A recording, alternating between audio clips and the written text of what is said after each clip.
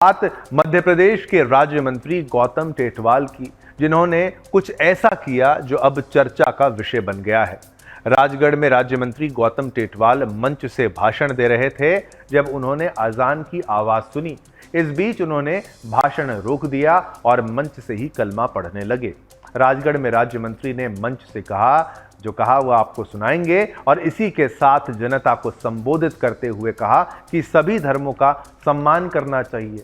उनके इस बयान से अब राजनीतिक पारा हाई हो गया है। संस्कृति बचाओ मंच के अध्यक्ष चंद्रशेखर तिवारी ने इस बयान का विरोध किया है। सबसे पहले आप वो बयान सुनिए, उन्होंने क्या कहा है, उसके बाद आपको चंद्रशेखर तिवारी की प्रतिक्रिया भी सुनाएंगे। सुनने वाले सुन नहीं रहे, ये सुन नहीं रहे क्यों? ला इलाहा इल्लल्लाह मोहम्मद रसूल अल्लाह गलत कह रहे हो, बस सुन नहीं रहे। पेटी खोलो जब निकले ही नहीं।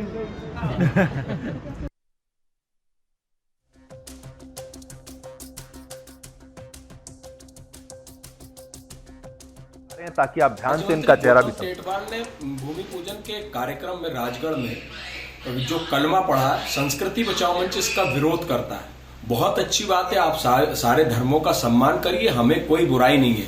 लेकिन हमारे जैसे हिंदूवादी लोग आपके लिए लड़ाइयां लड़ रहे हैं और साथ में आपसे हम निवेदन करते हैं कि कभी किसी मंदिर की आरती में हो रही हो तब तो आपने अपना कार्यक्रम रुकवाकर आरती में सम्मिलित होने का शायद प्रयास नहीं किया होगा, लेकिन आपको अजान सुनाई दे गई तो आपने वहां पर कलमा खुद पढ़ दिया। आप चाहते तो शायद नमाज पढ़ने भी स्वयं जा सकते थे। मैं माननीय गौतम टेटवाल जी, आप वरिष्ठ मंत्री हैं, भारतीय जनता पार्टी में वरिष्ठ पद पर हैं। मेरा आपसे निवेदन है कि आप इसके लिए हिंदू समाज से माफी मांगे और इस पर विचार करें कि आपने क्या उचित कार्य किया है।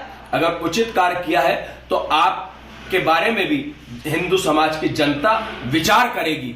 हम इसका विरोध करते, आपने ठीक नहीं किया। ये आप अगर सम्मान करते हैं तो आपको पहले ही तय कर लेना था कि कहीं नमाज के समय पर मेरा कार्यक्रम तो नहीं है। कार्यक्रम को आप आगे पीछे बढ़ा देते और अगर आपको कार्यक्रम रोकना था वो भी आप रोक लेते, आप अपना भाषण भी रोक लेते। लेकिन उस मंच से आपने जो अजान कलमा पढ़ा उसका संस्कृति बचाओ मंच विरोध करता है। क्या समस्त मंत्री लोग या आप जैसे मंत्री कभी धार्मिक आयोजन कराकर उस मंच पर कार्य करेंगे? मुझे लगता है।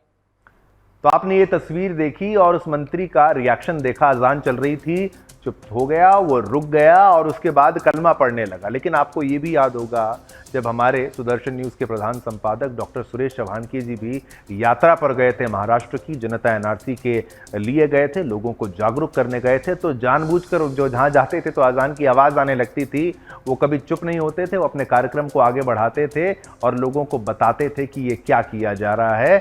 लेकिन उनकी तरफ से कभी ऐसा कोई रिएक्शन आपने नहीं देखा होगा। लेकिन बीजेपी की तरफ से ये जो रिएक्शन आया है ये बेहद निंदनीय है। ऑफिशियली भी इनको नकारा ही जा रहा है क्योंकि ये पार्टी का स्टैंड नहीं है और ये बिल्कुल भी होना नहीं चाहिए था, बिल्कुल गलत